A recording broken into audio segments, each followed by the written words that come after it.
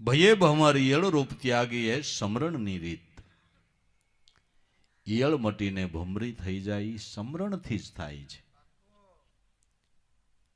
ભમરી ઈયળને ડણક મારે, ડણક મારતા જેને તડફડાટ ઉપડી જાય એને લઈને દરમાં પૂરી દે અને એને ભમરીનું સમરણ થઈ જાય કે આવી ડણક મારશે, આવી ડણક મારશે.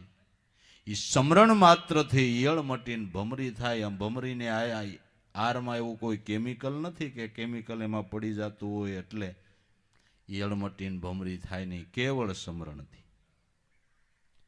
પણ જે ઈયળને ડણક મારે ને તડફડવા માંડે એને ઉપાડે, પણ ડણક મારતા હલે નહીં એને ભમરી ન ઉપાડે.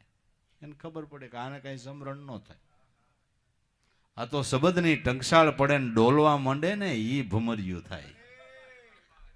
બાકી સાંભળવા ખાતર ગયા હોય ને કેટલાય તો કથામાં જાય પ્રસાદની જ વાટ જોતા હોય. ઈ ભમરી કેદી થાય? હે, ઈ ભમરી ક્યાં થાય? શબ્દની ટકશાળમાં જેનું ધ્યાન છે, શબ્દની શોટ જેને લાગે છે એને સમરણમાં ચિત્ત લાગે છે. સમરણથી જ ઈયળમાંથી ભમરી થાય છે. વૃત્તિ બ્રહ્માકાર લોહ લગ્નીના સમરણથી થાય છે. વૃત્તિ બ્રહ્માકાર લોહ લગ્ની રૂપી સમરણથી થાય. અતિ લોહ લગ્નથી લગ્ની લાગ્યા વિન પાર ન પાવે, જીવ પર લેવો જાવે ગુરુ સે લગ્ની કઠિન મેરે